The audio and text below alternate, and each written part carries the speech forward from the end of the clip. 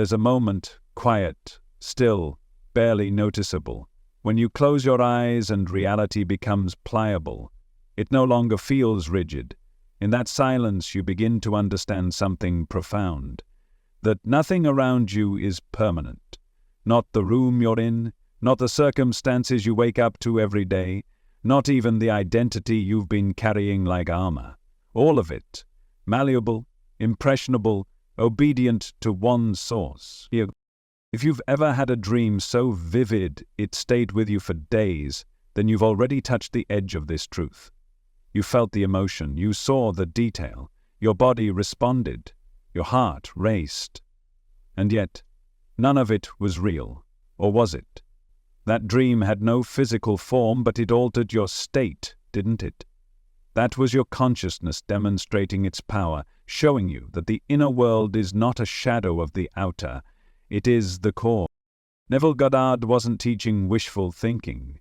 He wasn't asking you to hope harder or chant empty affirmations.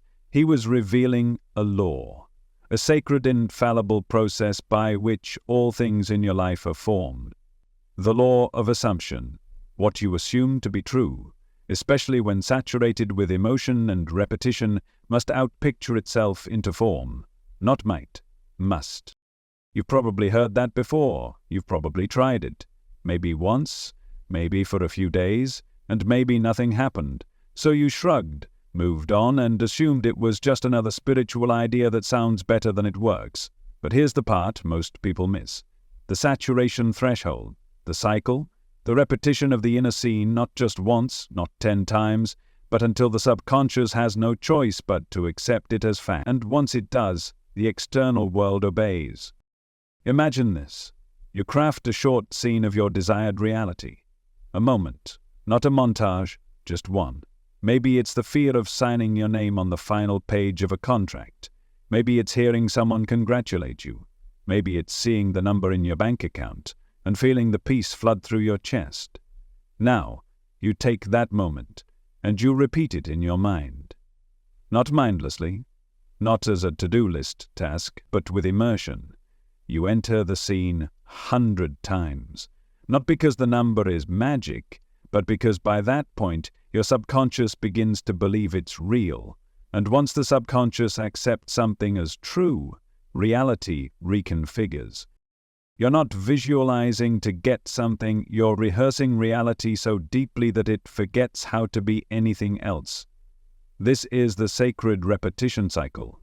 Not a trick, not a hack, but a law. Just like planting a seed in soil, watering it, and letting time do the rest. You don't need to beg the ground to grow your seed. You only need to trust the cycle.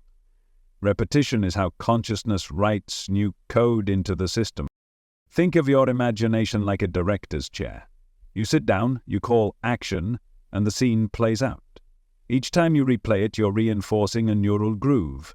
You're broadcasting a vibrational command to the quantum field. You're instructing the subconscious to recognize this as familiar. This scene, this feeling, is home now. Everything else is foreign, and once your inner world starts to feel more real than your current external world, the external must shift. It has no choice, it's reactive, it's clay, and you're the sculptor. But here's the twist. This isn't about visualizing with anxiety. You don't repeat the cycle while wondering if it's working. That's like planting a seed and digging it up every few minutes to see if it's sprouted. You repeat the cycle to the point of inner saturation, then you rest. That rest is what Neville called the Sabbath. It's not about doing nothing. It's about no longer needing to do. It's the peace that comes when you know it is finished. Repetition alone is not enough. Emotion must be woven into it. The subconscious does not respond to logic, it responds to feeling, to the electricity that moves through your body when something feels real. That's why Neville taught not to imagine the thing itself, but the end, the result. That implies the thing has already happened. You don't visualize finding love. You visualize waking up next to them. You don't imagine winning the lottery. You imagine holding the check with tears in your eyes. The scene is a container.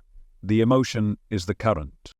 You may wonder why 100, why not 5 or 10? It's not about numbers, it's about saturation. Most people drop the image before it has time to take root. They allow doubt to interrupt the cycle. They confuse a lack of evidence for a lack of creation. But here's what no one told you. The old reality often fights to survive. It doesn't want to collapse quietly. It resists.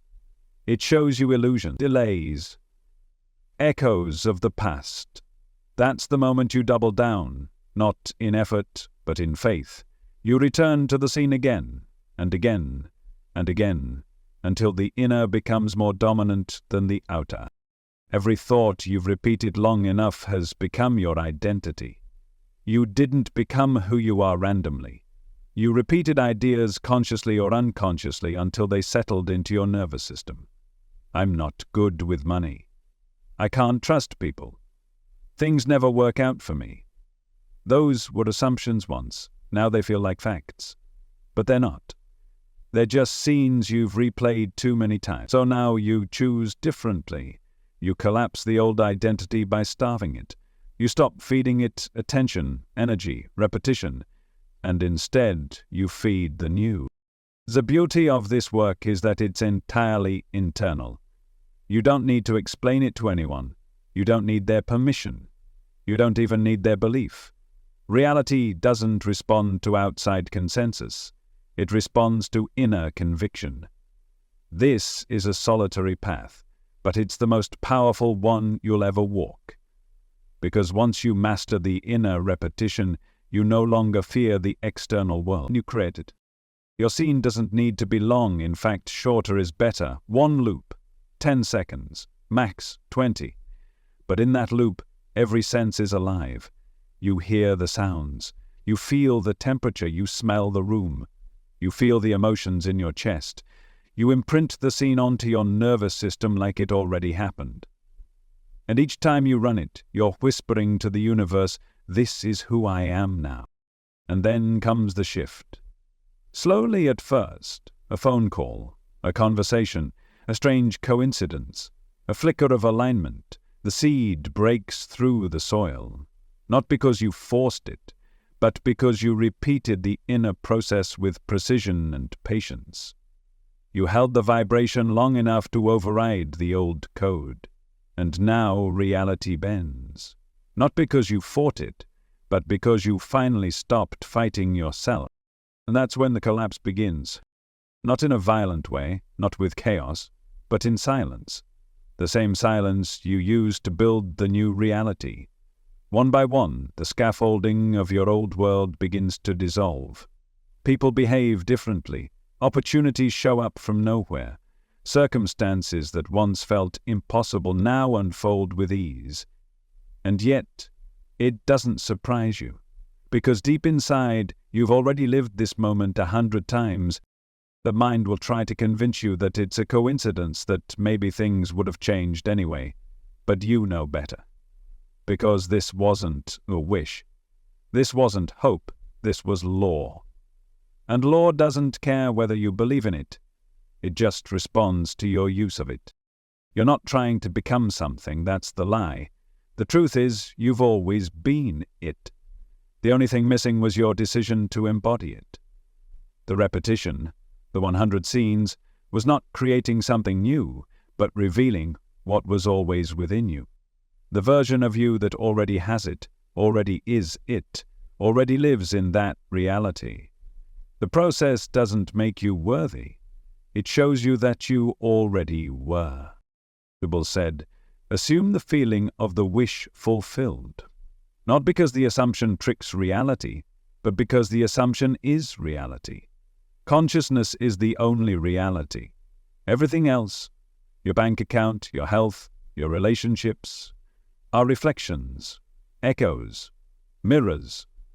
And you don't change the mirror by scratching the source. You change the image at the source, within.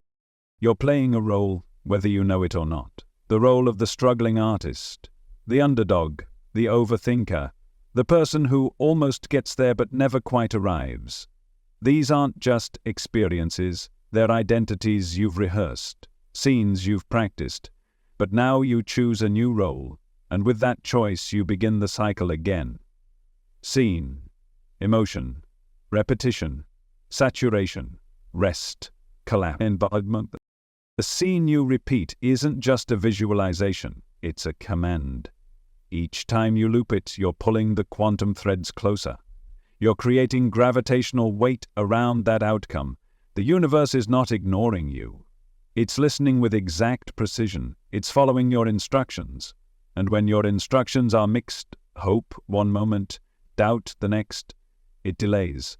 Not because it's punishing you, but because it's waiting for coherence or congruence. You can't trick your subconscious. It knows when you're faking it. That's why you can't just say the words. You have to feel them. You have to believe them enough to stop looking for evidence and start being the evidence. That's when the tipping point is reached. That's when things begin to move. Maybe you're wondering why it hasn't worked before, why your manifestations seemed to fizzle out. The answer is simple: interruption. You interrupted the cycle before it reached critical mass. You rehearsed the new scene 5 times, but rehearsed your doubt 50. You visualized with fear instead of certainty. You planted the seed but kept pulling it up to see if it was growing. Faith doesn't ask when. Faith says now. There's a space inside you where nothing is missing. No lack, no waiting, no delay. It's the state of fulfillment. You've tasted it before, in dreams, in flashes of intuition, in that strange knowing that everything was going to be okay. That's the place you must live from now. The cycle, the 100 repetitions, isn't to make it real. It's to anchor you there, to root you in that state so deeply that the world has no option but to bend. And it will bend, slowly at first and then suddenly, because the world isn't fixed. It's fluid, it's plastic to your assumptions. Neville called it outpicturing, the external reflection of your internal convictions. That's why changing your mind changes your life. Not metaphorically, but you must stay with it. Through the echoes of the old story, through the tests, through the moments when it feels like nothing is happening. Because that's the test. Can you persist in the assumption of the wish fulfilled, even when your senses show the opposite? Can you hold the vision when the evidence is silent? That's not fantasy. That's math. Think of your 100 repetitions like steps into a parallel version of yourself. Each one pulls you deeper. Each one erases a layer of doubt. And by the time you reach saturation, you're no longer pretending. You're remembering. You're recognizing what your soul always knew, that you are the operant power. It doesn't matter how long you've believed otherwise. It doesn't matter what happened in your past. The law doesn't care. The law only listens to now. And now you begin again. You close your eyes. You return to the scene. You feel the end. You loop it until the loop becomes your nature. And once it does, once it no longer feels like a visualization but a memory, that's when the shift occurs. You'll start to notice little things. A conversation that sounds exactly like the one in your scene. A random opportunity that seems too precise to be chance. A strange feeling of déjà vu. That's not coincidence. That's confirmation. The new timeline is beginning to surface. You've collapsed the old version of reality. You've activated the one that matches your inner world. The world will try to pull you back, not maliciously, just habitually. It will tempt you with doubt, with logic, with old patterns that whisper, "This is how things have always been." But you know better now. You've seen the power of the cycle, you've felt it, and you won't go back. Let others debate whether manifestation is real. Let them argue about science and logic. You don't need to prove it. You're living it. Your life becomes the evidence. Your results become the response. And your peace becomes unshakable. Because you're not chasing anymore. You're not begging. You're not waiting. You are being. You are broadcasting. You are collapsing old timelines through repetition and assumption. and resting in the knowing that it is already done. You're no longer the version of yourself that needed evidence first. That version is gone. You've crossed the line into embodiment. And embodiment doesn't ask, it doesn't negotiate, it declares. When you wake up in the morning now, you don't ask, will it happen today? You breathe in the answer. You live from the answer. You move through the world as someone who already knows. You walk differently. You speak with resonance. You make decisions not from fear but from alignment, because you understand something that most people never do. Reality is not solid. It's responsive, and it's responding to you.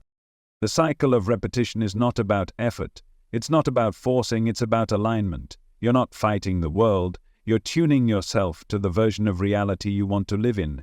And the more you tune, the clearer the broadcast becomes. The clearer your signal, the faster reality conforms. Imagine you're a radio tower. The frequency you emit is based on your inner assumptions. If you're sending out fear, lack, doubt, that's the channel you'll pick up.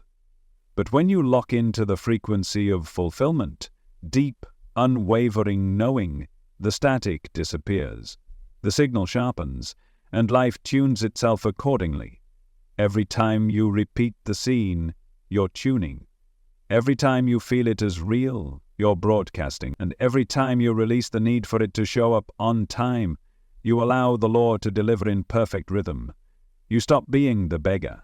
You become the source. The Methodist once said, "Change your conception of yourself and you will automatically change the world in which you live." Not maybe, not hopefully. Automatically, the world bends to your inner conception, not the other way around, and that conception is molded through repetition. You may not feel it after 10 repetitions or 20. Your mind might tell you it's not working, but that's just the surface.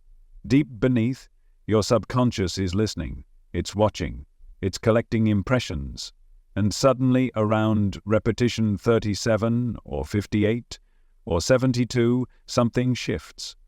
The scene no longer feels like fantasy, it feels like memory. That's the crack in the matrix. That's the moment reality begins to destabilize, not in a chaotic way, but in an elegant unraveling of what no longer belongs. The people, patterns, and problems of your former self begin to dissolve. Some will fall away quietly. Others may leave with noise, but make no mistake, it's working. The echo chamber is collapsing. The new world is assembling. You're not here to manifest in the way it's often taught. You're here to remember that you've always been the cause, the projector, not the screen, the operator, not the puppet. Every time you drop into the scene with clarity and emotion, you're reactivating that remembrance. And eventually, the external has no option but to obey the internal command. You don't chase the dream, you become it. You stop trying to find love and start living as love. You stop trying to get rich and instead embody wealth consciousness. You stop hoping for health and begin dwelling in vitality. You stop reacting and start choosing. It's important you know this. Manifestation isn't about faking confidence or pretending things are okay when they are not. It's about stepping into a higher truth even while the facts around you still echo the past. You're not ignoring reality. You're reprogramming it. This is why the repetition matters, because you've spent years repeating the opposite. Years of worry, fear, self-doubt. You've practiced powerlessness, you've rehearsed limitation, and now you're unlearning that story. Not through willpower, but through inner rehearsal, through the quiet, sacred act of saying, "This is who I am now," one loop at a time. And the more you do it, the more natural it becomes, until eventually you don't even need to close your eyes anymore. The feeling follows you. It lives in your bones. You carry it into conversations, into choices, into silence. That's embodiment. And embodiment is the gateway to collapse. You'll notice something curious happens when you live this way. The things you used to chase start coming toward you. Not because you're manipulating the world, but because you're no longer standing in the way. You've removed the internal contradiction. You've stopped broadcasting mixed signals. You're finally aligned. And when you're aligned, life flows. You may start to feel a strange stillness even before anything changes outwardly. That stillness isn't nothingness, it's confirmation. It's the Sabbath. It's the point when desire is fulfilled internally and therefore no longer yearned for externally. It's when you stop looking for proof, because you already are the proof. In this rest, you become magnetic. You don't hustle to make things happen, you let them rise naturally from the new state of being. Because manifestation at its core isn't about control, it's about resonance. You don't force the mirror to reflect a smile, you smile first, and the reflection follows. This is what Neville meant when he said, "Your assumption to be effective cannot be a single isolated act. It must be a maintained attitude of the wish fulfilled, not a moment of hope, but a sustained state of inner certainty." That's what the 100 cycles build. A maintained attitude, a dominant vibration, a rooted assumption. And from that soil, miracles grow. So now, you don't panic when things feel slow. You don't spiral when a challenge arises. You understand that those are just remnants of the old story.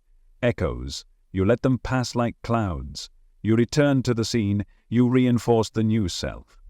Not because you need to fix anything, but because you're choosing where to live. And where you live internally determines everything. It determines who calls you, what doors open, how people treat you, what opportunities appear.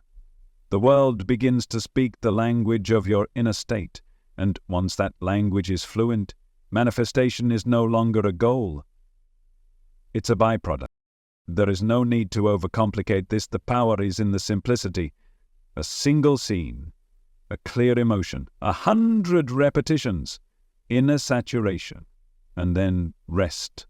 That's the formula. That's the sacred cycle. And if you commit to it not out of desperation but out of remembrance, reality will bend, it will yield, it will transform, because it has to, because it always has, because the law is exact and you are its living expression.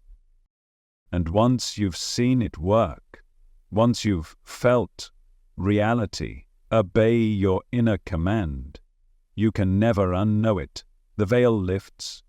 The illusion that you're at the mercy of chance begins to fade. You stop saying, "I hope," and you begin saying, "I know." Not because of arrogance, but because of law. Because the same way gravity holds you to the ground, assumption molds your world. But there's something else that happens, something more subtle, more beautiful. You stop needing the result to feel complete. You stop needing the external to validate the internal. Because you've lived it so many times within, the outer confirmation becomes extra, not essential. That's when the manifestation comes, not to fill a hole, but to match a wholeness that already exists. You become a paradox, still but powerful, soft but magnetic. You no longer chase, you no longer prove, you simply are. And in that being, everything aligns. This is the hidden secret behind all true spiritual power. Not effort, not hustle, not constant motion, but stillness, alignment, repetition with feeling, assumption with rest. You're not demanding from the universe, you're merging with what you've already created. And it's okay if the world doesn't understand you. It's okay if they think you're delusional, unrealistic, or too idealistic. They haven't seen what you've seen. They haven't stood in the silence, repeated the scene, and felt the shift. They haven't collapsed old identities through consciousness alone. But you have, or at least now you will. Because you no longer wait for permission to create. You no longer wait for the stars to align or the conditions to be perfect. You understand now that conditions follow consciousness, that outer form bends to inner focus, that everything you want is already yours the moment you claim it in feeling. And claiming it doesn't mean shouting into the void, it means soft repetition. It means emotional clarity. It means saying yes internally 100 times until the no's of the old self no longer hold any weight. The former you will try to fight for survival. It will whisper doubt. It will pull from the archives of past disappointments. But that voice is just a ghost. You don't need to defeat the old you. You simply need to stop feeding it. You've given it enough energy already. You've told its story long enough. Now, it's time to retire the role, to let it fade, to thank it for its service, and then step into the role you were always meant to play. Not because it's better, but because it's aligned, because it feels like home. You're not starting over. You're starting true. The 100 cycles are a kind of initiation. Every repetition chisels away what is not you and reveals what has always been. And the beauty is you get to choose the scene. You get to craft it. You get to decide what memory you want to rehearse in advance. That's what a manifestation truly is. A future memory rehearsed until it becomes fact. So choose carefully. Choose a scene that makes your heart race with joy. Choose one that brings tears of gratitude before it's even real. Choose one that makes you feel like you've arrived. Then return to it. Not once, not casually, but with sacred consistency, like tending a flame, like calling home a part of yourself that's been waiting. And don't rush it. Savor it. Make the feeling more important than the result. Let the experience of the scene be the reward. Because when you do that, you no longer need to look outside. You know you've planted the seed. You know the roots are forming even if nothing's visible yet. That's faith. That's the essence of manifestation. Not fingers crossed, but eyes closed and heart open. And soon, the shift becomes undeniable. You'll look back at your old self with compassion, not judgment. You'll see how hard they tried, how much they struggled, and you'll smile not because you pity them, but because you understand now that struggle was never required. It was the symptom of unconscious creation, of assumption without awareness, of loops running without direction. Now you've taken the wheel, and from here the road bends in your favor. Not every step will be perfect. You're still human, but your axis has shifted, your home frequency has changed, and the world will meet you there. People will ask how you did it, how things started to work for you, how you seemed to shift without explanation. And maybe you'll tell them. Maybe you'll share the secret of the 100 repetitions. Or maybe you'll simply smile, because you'll know that the real change didn't happen in public. It happened in the quiet moments, behind closed eyes, in the silence, where you returned again and again to a scene no one else could see. That's the magic. That's the method. That's the miracle. And it's available to you right now.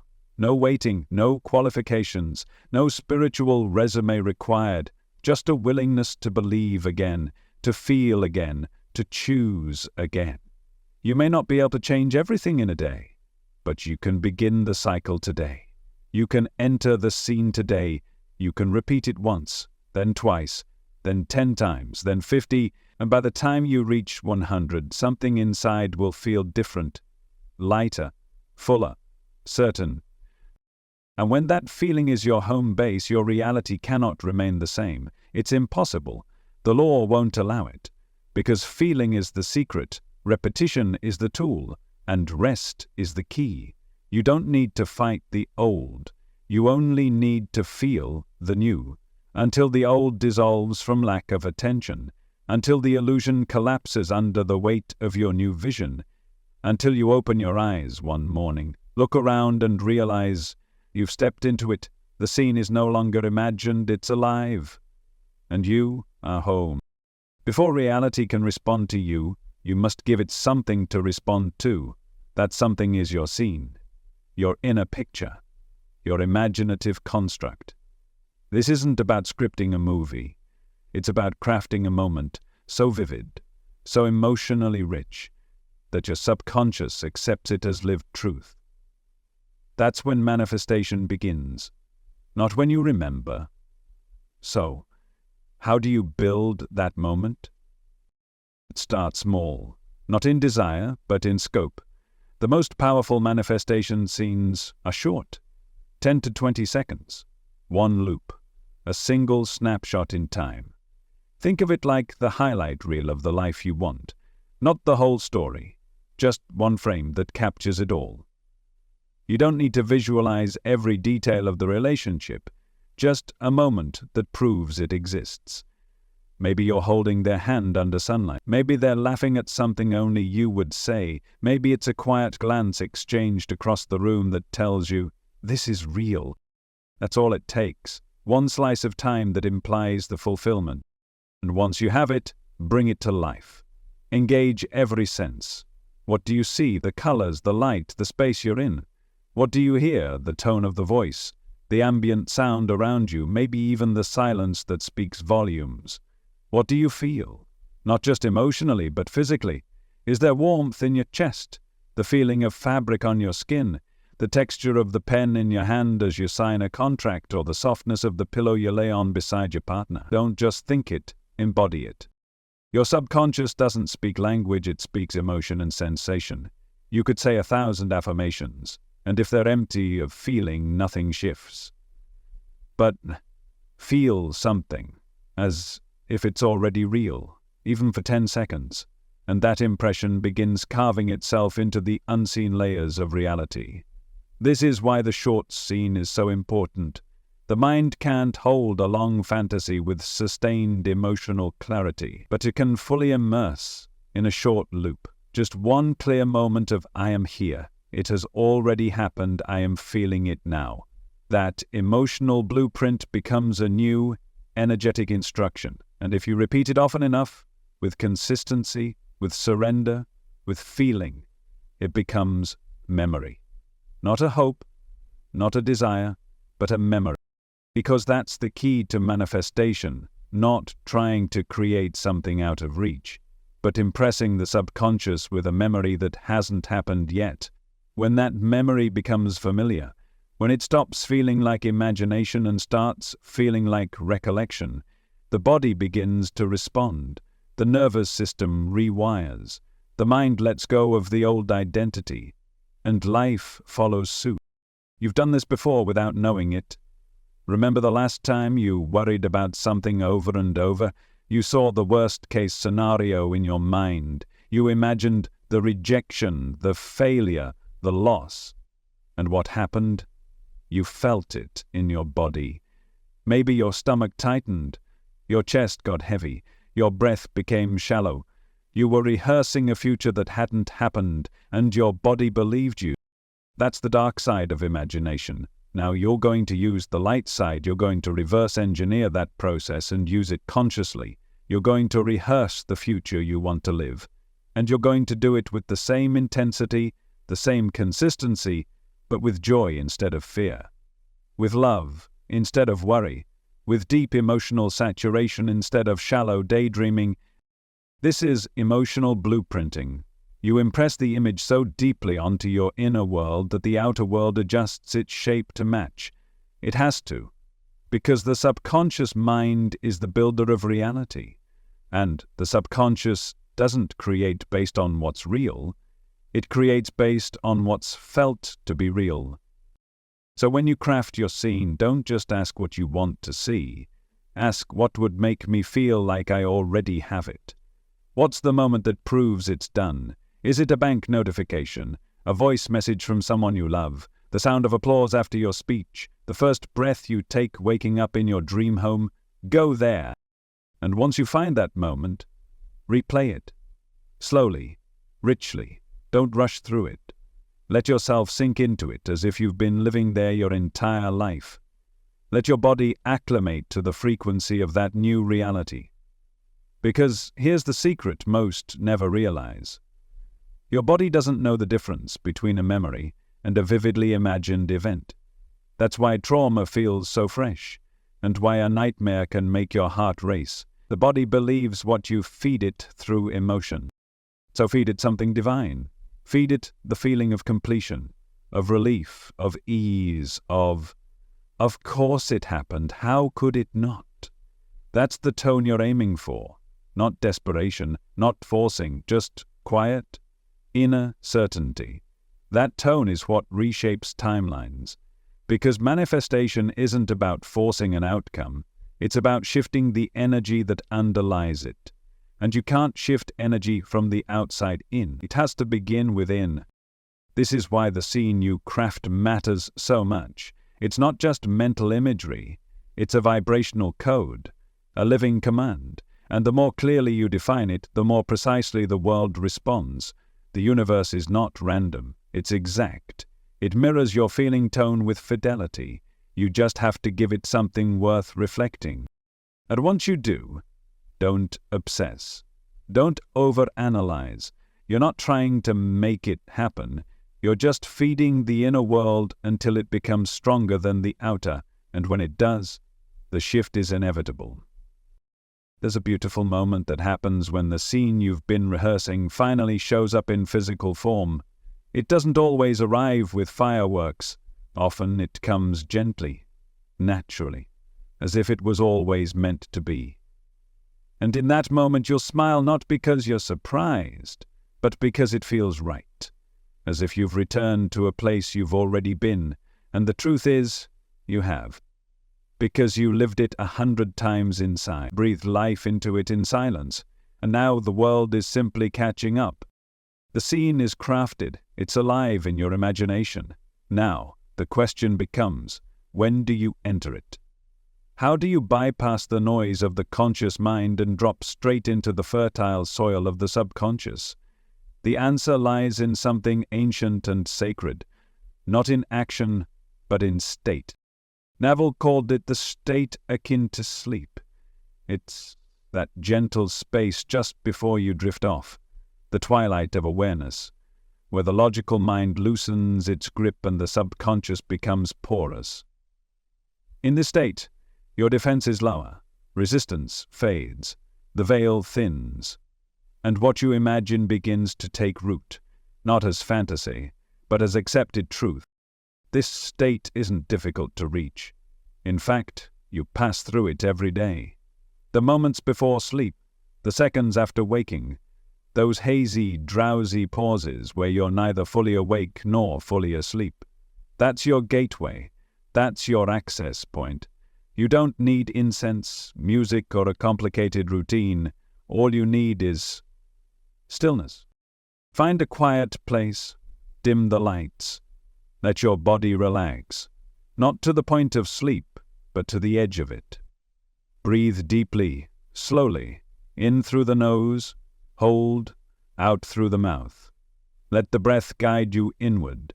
Each inhale softens your awareness. Each exhale releases the day.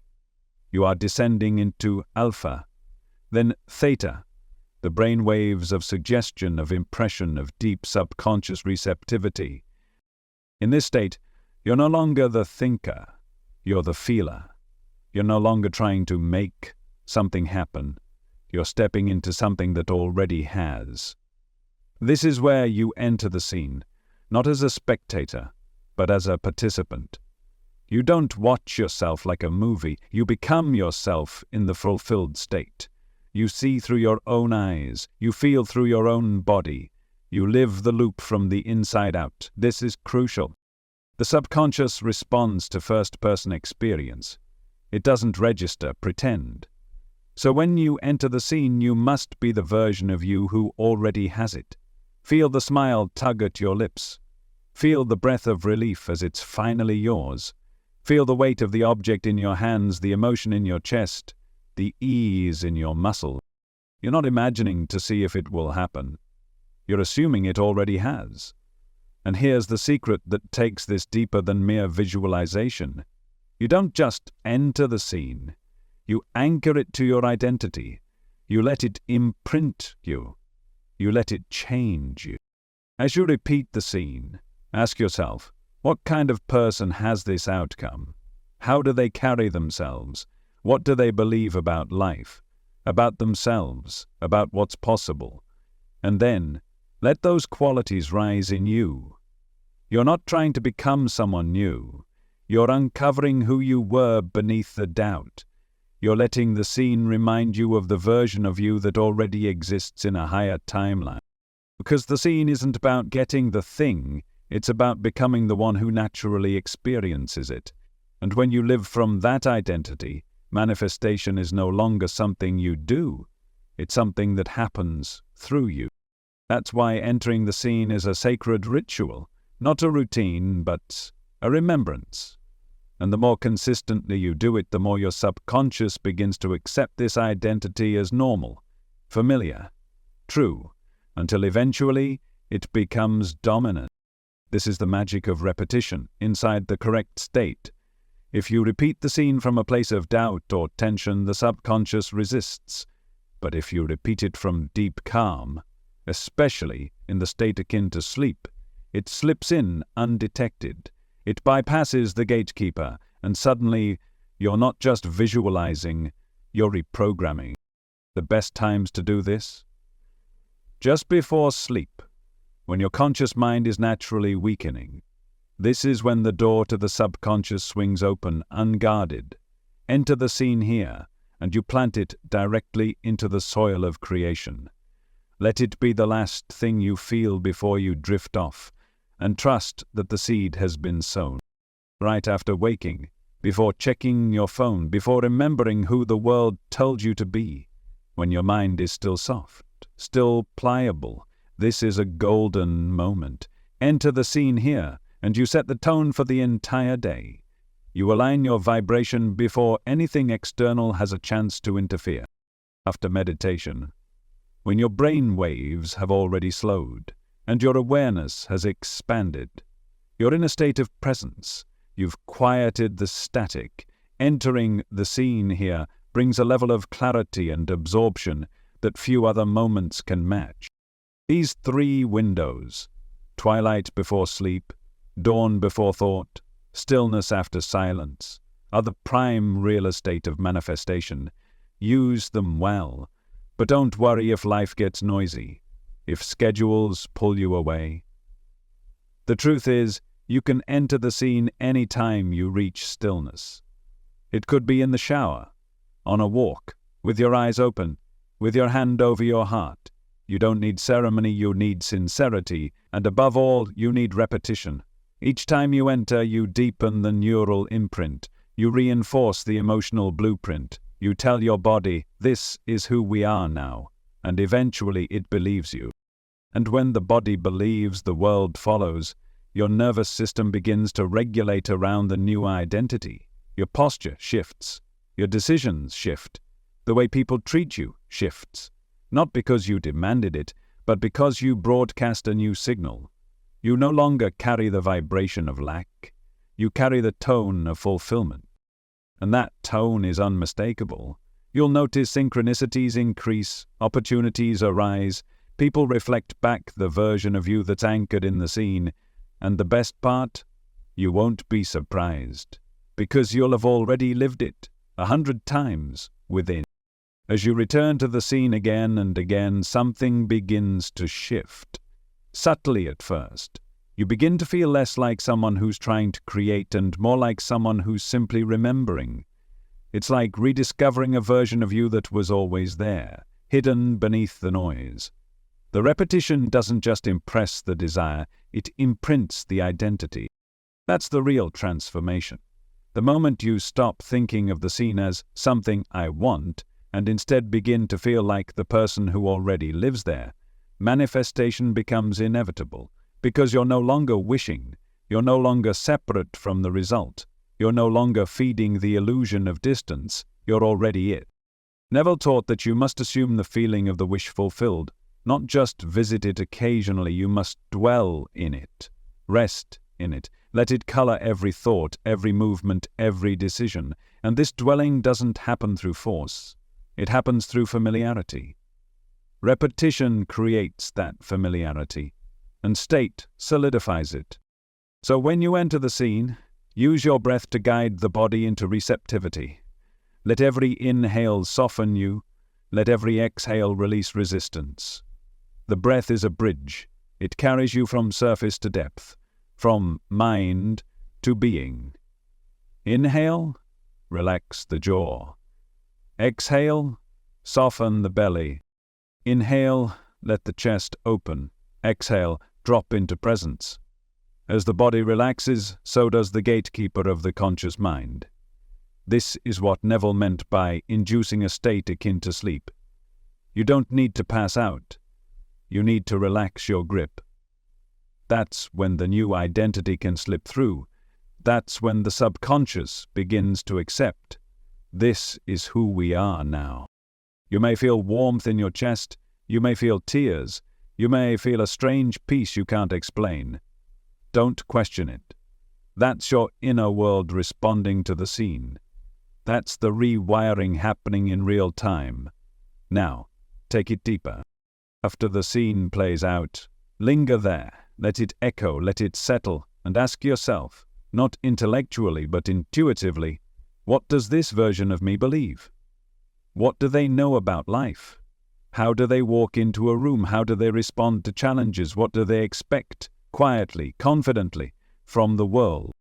This is the beginning of identity fusion. You're not just playing a role. You're merging with a frequency, and the more you revisit it in the right state, the more natural it becomes. The more natural it becomes, the more the world begins to reflect it, not as luck, but as law. This isn't about faking it until you make it. It's about feeling it until you become it. Because once you become it internally, the external world can't help but comply. That's the algorithm. That's the loop. Scene, feeling, identity, reality. Each time you enter the scene, you're training your nervous system to accept this new reality as home. You're saying, this is where I live now, not as fantasy, but as fact. And when the world tries to remind you of who you used to be, when the bank balance, or the text that never came, or the number on the scale says otherwise, you return. You close your eyes. You breathe. You step back into the truth you've chosen. Not because you need to escape, but because you know where reality begins. It begins within. That's the beauty of anchoring the feeling. It gives you a place to come home to, a sanctuary, a stable frequency, no matter what the outer world is doing. So if doubt creeps in, don't panic. Just return. If fear arises, don't fight it. Just return. If nothing seems to be happening yet, especially then, return. This is how the 100 cycles begin to collapse old realities. Not through force, not through obsession, but through consistency, through frequency alignment, through identity saturation. You don't need to figure out how the new reality will come. That's not your job. That's the domain of the unseen. You simply maintain the inner state long enough for the bridge of events to be constructed. And it will be. Effortlessly. Unexpectedly. Elegantly. Because that's how the law works. There is no strain in this process. There is no panic in divine timing when you live in the end. When you anchor your identity to the fulfilled scene. You stop looking for signs. You become the sign. You stop needing validation. You are the validation. You stop reaching outward, because everything you want is already within you, fully felt, fully formed, fully alive. And when you wake from the scene, when your eyes open, carry the feeling with you. Let it be the background music of your day. Let it guide your choices. Let it shape your posture, your breath, your energy. This is how the world begins to bend. Not with struggle, but with state. So find your scene, enter it gently, breathe it into your body and let it rewrite everything. Repetition is not just reinforcement, it's transformation. The subconscious mind, unlike the conscious, does not reason or argue. It accepts, it absorbs, and it repeats back to you what you feed it. Especially when that input is vivid, emotional, and sustained. This is why the scene alone is not enough. It must be lived. over and over, until it becomes more familiar than your doubt. The subconscious does not differentiate between what is real and what is vividly imagined. This isn't philosophy, this is biology. Neuroscience has proven this through the study of neuroplasticity. Your brain physically rewires itself based on repeated thought and feeling, neural pathways strengthened with repetition.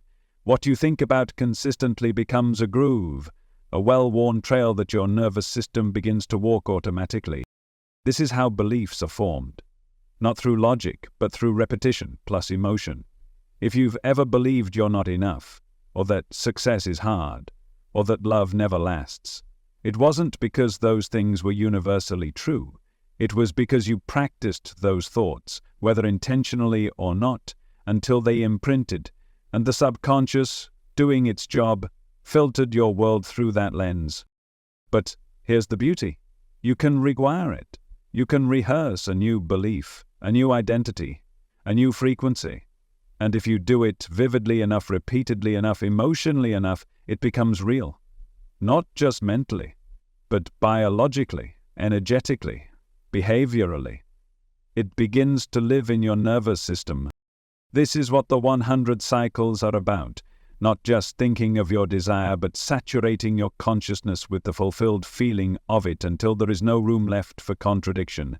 You dissolve the old programming, not by fighting it, but by starving it of attention and feeding the new one with devotion. It's like updating software. The old script is running in the background. Scarcity, struggle, separation. But you've installed a new program, and every time you replay your scene, you're strengthening that new code. Eventually the system switches over. The old script crashes. The subconscious stops responding to the old identity because it no longer recognizes it. And the external world follows suit. Why? Because the version of reality you used to occupy can no longer match your dominant vibration. It literally has to collapse. That's not poetic. It's mechanical. You are no longer feeding the energy that sustains that version of life, so it begins to dissolve. Events reorganize, people shift in and out of your field. Circumstances change shape, and it all looks like magic, but it's just love. The saturation point is the tipping point, the moment when you no longer feel like you're imagining something new, but remembering something familiar. That's when timelines collapse. That's when the version of you who doubted begins to fade like a distant dream. You may even notice that things you used to crave suddenly feel natural, obvious, easy. That's how you know you've crossed into the new state. The desire has been fulfilled internally, and the external fulfillment becomes just the echo. But this requires practice, intentional practice, and that's where most people fall short. They visualized once, maybe twice, and then return to old thoughts, old conversations, old identities. And then they say it didn't work. But the law was working perfectly. It was responding to the dominant frequency, and the dominant frequency was still anchored in the past. Repetition isn't about doing it right. It's about doing it enough. Enough times that the subconscious says, okay, this is who we are now. And once that happens, resistance begins to dissolve. Because most resistance is just unfamiliarity. It's not evil. It's not sabotage. It's just the subconscious protecting you from what it perceives as unfamiliar. You say, I want abundance, but you've spent 10 years rehearsing scarcity. So abundance feels unsafe. Not because it's wrong, but because it's new. That's why repetition is the cure. The more you rehearse the scene, the less foreign it feels. And the less foreign it feels, the more the subconscious opens to it. This is how resistance fades, not through force, but through familiarity. You don't need to push past your blocks, you need to out-rehearse them. You need to give the subconscious more exposure to the new state than it has to the old one. And when the scales tip, when the saturation reaches a certain point, the identity shifts. And when identity shifts, everything shifts. You'll begin to walk differently, speak differently, think in new directions, not because you're trying to, but because it feels normal. That's the goal, not excitement, not hyper-emotion, but normalcy. When the new reality feels natural, you've saturated the subconscious, and it will unfold, sometimes slowly, sometimes all at once, but always perfectly. You're not chasing the result anymore. You're living in the identity that already holds it. And that's when things accelerate. Because reality responds fastest to the most stable frequencies, not the loudest, not the most desperate, but the most consistent. So if your manifestation hasn't shown up yet, it's not because the law isn't working, it's because you haven't yet reached emotional and vibrational saturation. You're still fluctuating, still reinforcing the old story unconsciously. That's not a failure, that's just a signal. You haven't hit 100 yet. And when you do, when you enter the scene for the 100th time, not with urgency, but with calm knowing, you'll feel it. Click. That moment of silence. That inner yes. That shift from trying to being. And from that moment on, reality begins to move, not because you forced it, but because you finally stopped contradicting it. Manifestation is not a mystery. It's not a roll of the dice. It's not divine favoritism or cosmic chance. It is law, pure, precise, mechanical.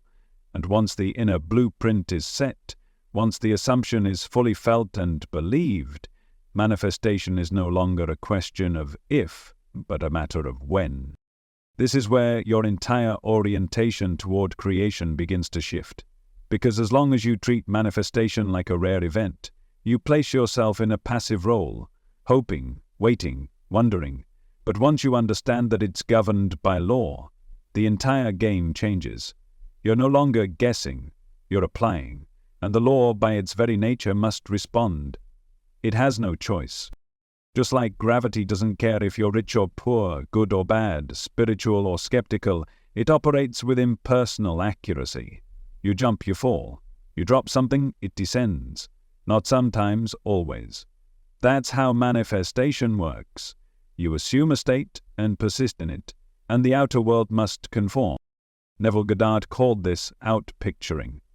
The outer world is not separate from you, it is a mirror of your sustained inner state.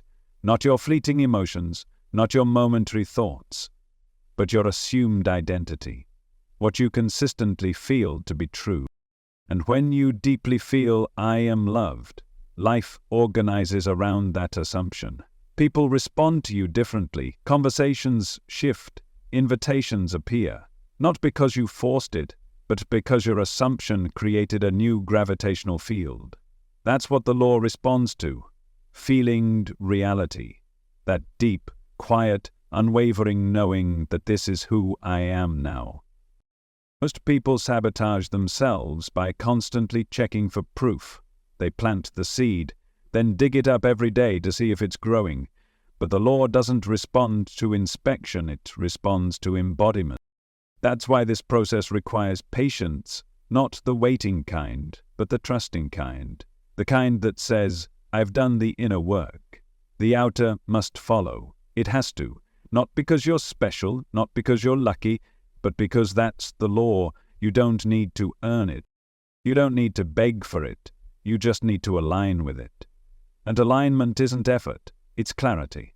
It's congruence. It's choosing to live from the end, even when the middle hasn't arrived yet. It's feeling the fulfillment before the evidence. Speaking from the result before you see it. Acting not for the outcome, but from it. The law doesn't care about appearances.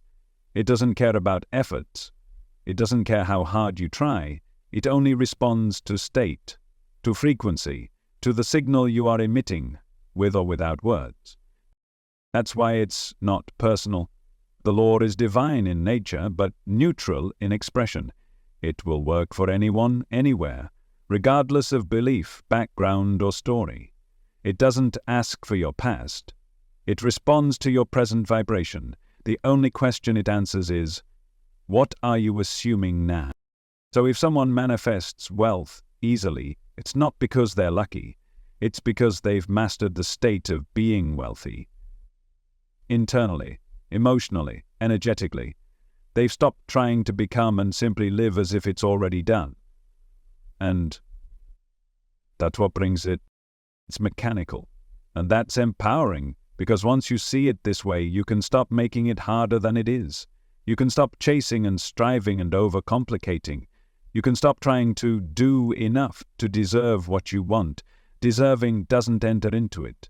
The law isn't weighing your worth, it's reading your energy. If you want to know what you're really assuming, look at what shows up around you. Not to blame, not to punish, but to reveal.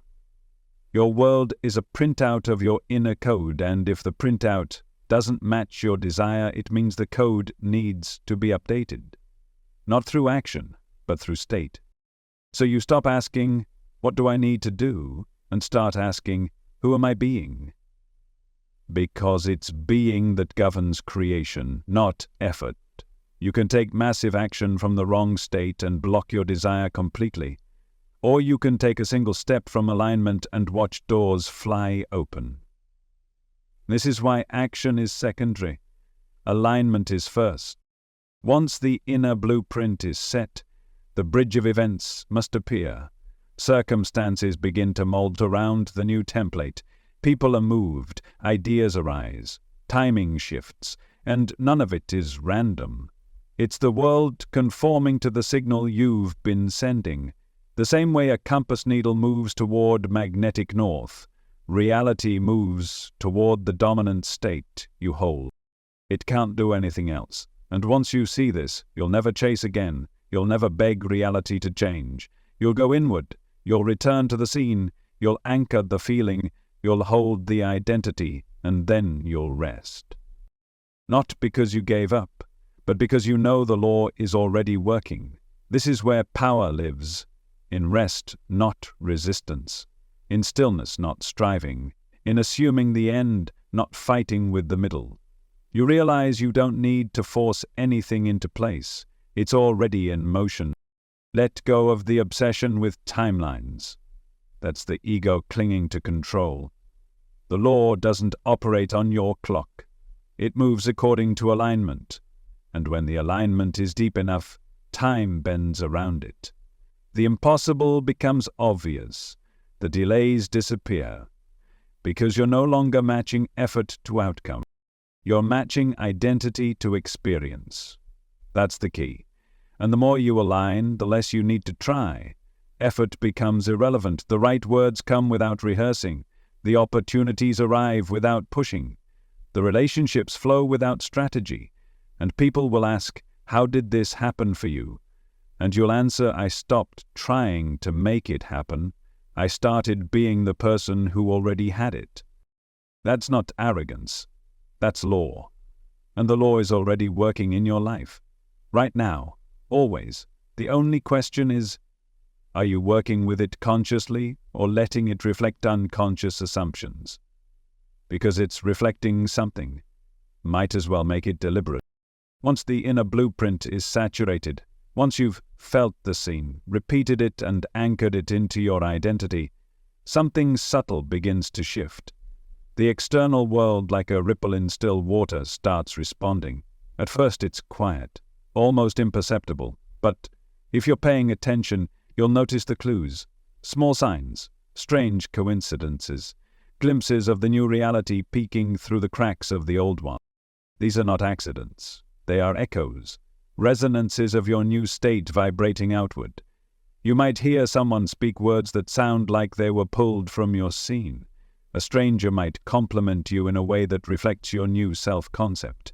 You'll see numbers, symbols, song lyrics, messages you didn't consciously ask for, but that arrive perfectly timed, confirming your shift. These are signs of alignment, markers on the bridge of events. Not because the universe is deciding to reward you, but because you've become a match. And reality, like a faithful mirror, is beginning to reflect what you've been feeling all along. But this is where many people falter. Because just as signs begin to appear, doubt creeps in. The mind, conditioned by years of disappointment, whispers, "Is this real? Am I just imagining this? What if nothing's actually happening?" And in that moment you risk pulling your energy out of the timeline you've just begun to build. You interrupt the unfolding. You cut the current. Why? Because you're putting more faith in the external world than in your inner knowing. But here's what you must understand. External evidence is always the last to arrive. It's the fruit, not the root. It's the echo, not the voice. The true confirmation isn't what you see, it's what you feel. And if you've reached saturation, if you've entered the scene 100 times with deep emotion and clarity, then the shift has already occurred. Even if nothing has moved yet in the 3D, that's not a delay, that's alignment catching up. You must trust the inner cue more than the outer proof, because the outer proof is simply your inner vibration made visible, but it lags. Just like sound travels slower than light, manifestation trails behind state. So if you feel peace where there was once panic, if you feel certainty in a space that used to hold doubt, if you walk through your day with a quiet of cause where there used to be a desperate please, that is the confirmation. Don't let the absence of immediate results shake your trust. That's like baking a cake, then throwing it out because it hasn't risen in the first 5 minutes. The ingredients are already in the oven. The process is already working. Let it finish. And here's the real magic.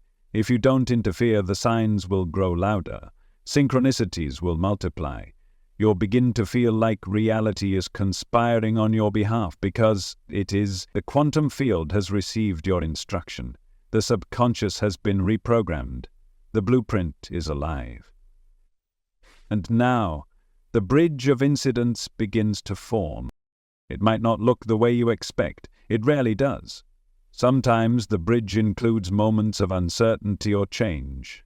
Something might leave your life. A delay might appear.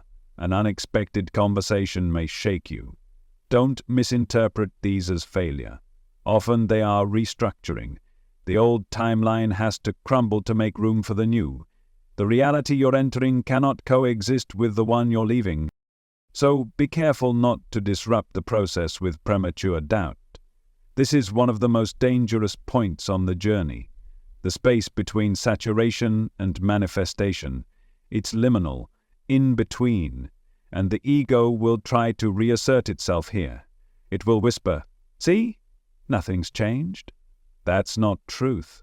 That's impatience wearing the mask of logic. But you're not here to serve impatience. You are here to serve alignment. So when those whispers come, return to the scene, even if you've already done your 100 loops. Return, not to force, but to reaffirm. Not because you need it, but because it feels good. Because it reminds you of what's real. And when the signs do come, and they will come, treat them as gentle nods, not lifelines. Appreciate them, smile, say thank you, but don't cling. Don't start asking, what does this mean? Is this the final sign? That creates resistance. It puts you back in the place of waiting, and waiting is not the frequency of fulfillment. Instead, live as if the manifestation has already happened. Respond to life from that place. Let your state remain unchanged by the slow unraveling of form. Because form will catch up, it always does.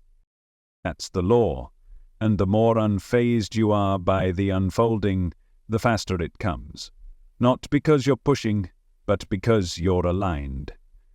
Still, certain, confident in a quiet way.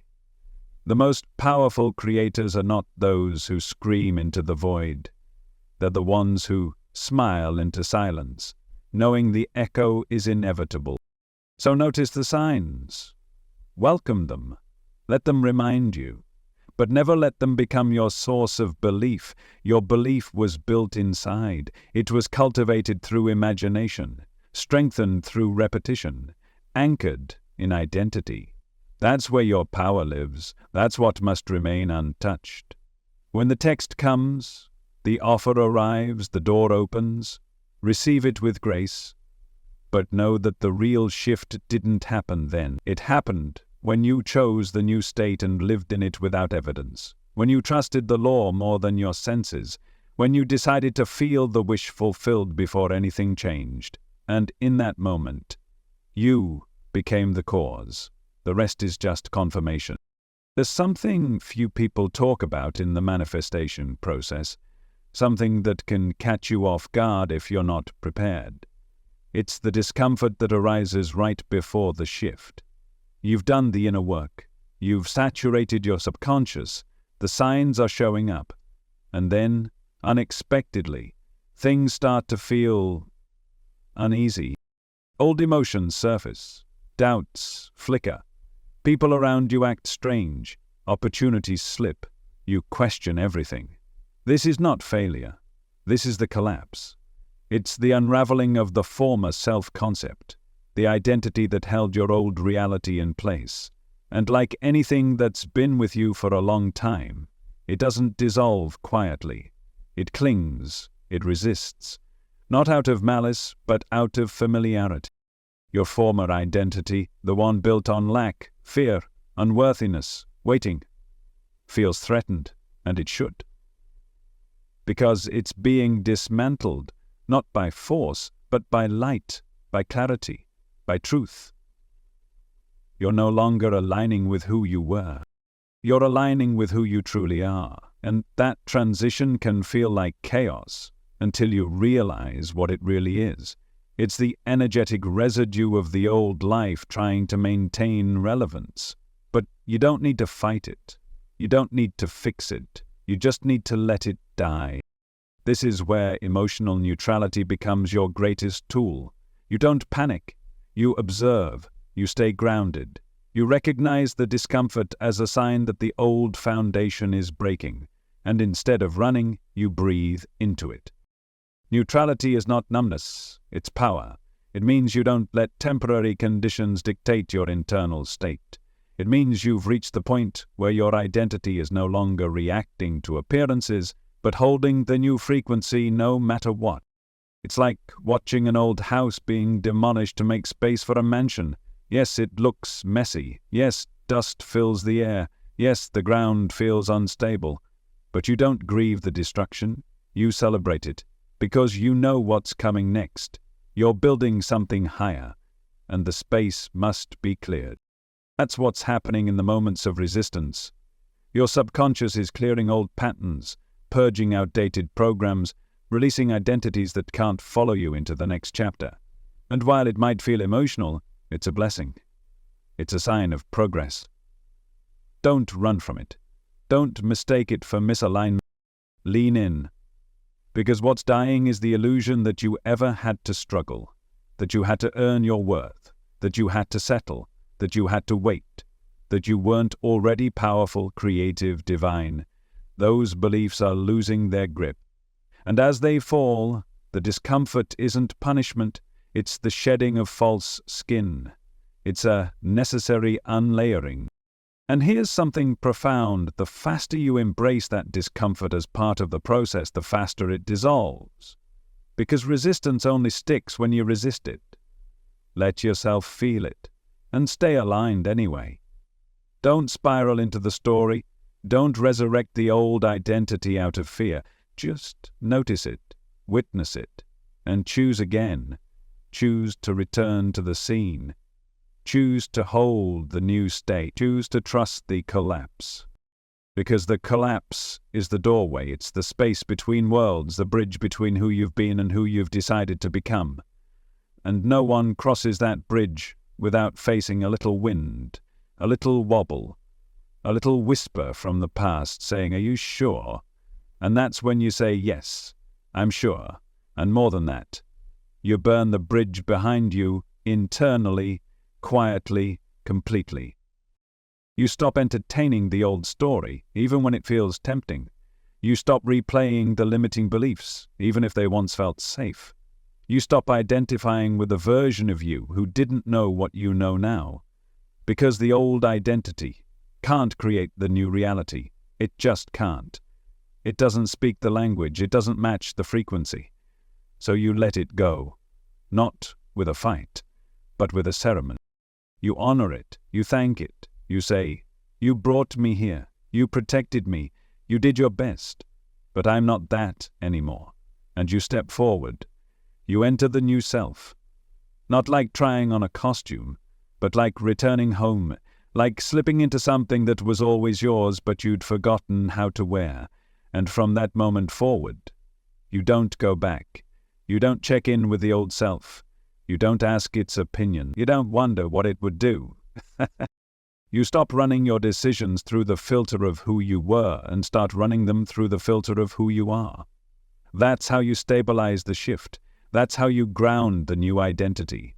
You don't just imagine it, you live it. Even when it's uncomfortable, even when it's quiet, even when nothing has happened yet, because you understand something deeper now. Manifestation isn't about seeing proof, it's about being the proof. And being requires consistency. It requires courage. It requires letting go of who you were pretending to be, so you can finally become who you actually are. This is the sacred burn, the moment when you stop playing small not because you've reached a goal, but because the old shell simply doesn't fit anymore. And yes, it might feel vulnerable, yes, the world might not recognize you at first, but that's okay, because this isn't for them, it's for you. It's for the version of you who already exists on the other side of this transformation. The one who doesn't need convincing. The one who doesn't need signs. The one who simply knows. And once you reach that point, once you collapse the old identity and stand firm in the new, you become unshakable. Not perfect, but powerful. Because you're not chasing alignment anymore, you are the alignment. And from that place, reality bends with ease. Now you've crossed the threshold. The collapse has happened. The old self has been laid to rest. Not with regret, but with reverence. And here you are, standing in the space that used to be filled with waiting, wishing, doubting. But now it's quiet, clear, and the question becomes, how do you live from here? You live as if. Not as if you're pretending, not with fake smiles and strained affirmations, but as someone who walks with the inner certainty that what they've imagined is already true, because in the quantum realm, it is. You've rehearsed it, you've lived it within, you've saturated your nervous system with the scene 100 times. It's not a fantasy anymore. It's a frequency. It's a state. It's your new address. Living as if means responding to life from the new identity, not the old patterns. It means making choices that align with the version of you who already has it, not waiting for proof before you change your behavior. You don't become wealthy by hoping money shows up. You start making decisions from a place of trust, expansion, and inner sufficiency. You don't wait for love to act like someone who's cherished. You carry yourself like someone who already is. And no, it's not about spending recklessly or forcing smiles. It's about vibrational alignment, subtle but powerful. You carry the posture of the new self. You speak from your center. You trust your intuition more than your fear. You ask, what would my fulfilled self do in this moment? And you let that answer guide you. This is the final integration. Not a performance, but a return. You're not acting anymore, you're remembering. You're bringing the inner world fully into form. And as you do this, day by day, moment by moment, the outer world bends. Not because you're hustled, but because you're congruent. You've collapsed the inner conflict. You're no longer broadcasting mixed signals. And when there's no contradiction within, the external has no resistance. It becomes fluid, responsive, cooperative. This is when the acceleration begins. Opportunities you didn't expect appear. Conversations go in directions that align perfectly with your seeing. You meet people who seem to know you. Doors open without effort, not because the universe suddenly favors you, but because you're finally matching the vibration of what you asked for. The world has always wanted to give it to you.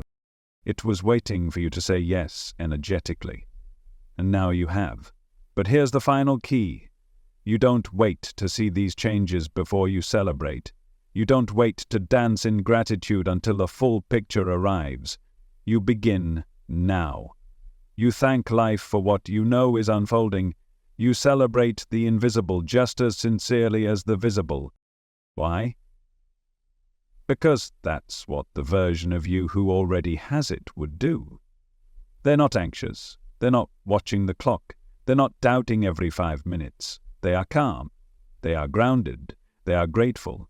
And if you can live that way before the outer shifts, you collapse the distance between inner and outer even faster. This is how timelines are shortened, not through rushing, but through resonance. Living as if doesn't mean denying reality. It means refusing to let current circumstances define you. It means holding your center, not because you're stubborn, but because you know, and that knowing becomes your power source. It guides your words, it shapes your energy, it informs your actions. You no longer compromise your vision to make others comfortable. You no longer explain your dreams in smaller language to avoid judgment. You no longer seek approval from people who've never met the version of you that you're becoming. You're walking with your future now. And it shows. People will feel it in your presence, in your tone, in your choices. They'll sense something different, even if they can't explain it. And you don't need them to. You're not waiting for their recognition. You've already received your own. And from that place, creation becomes effortless. Not because you don't act, but because your actions are sourced from alignment. They're clean, clear, uncluttered by neediness or doubt. You move when it feels right. You speak when it resonates. You rest when it serves. And the results? They flow. Not because you earned them, but because you became them. This is the integration phase most people never reach. Because they give up too soon. They reach the final edge and fall back into the old self, simply because the new self hasn't fully materialized yet. But if you're here, if you've done the cycles, if you've felt the collapse, then this is your moment. You no longer live in response to life. You live in advance of it. You set the tone. You decide the meaning. You bring the energy of your desired reality into this moment, and reality adjusts. Because you're not waiting anymore. You're being, and in that being, everything you once chased starts chasing you.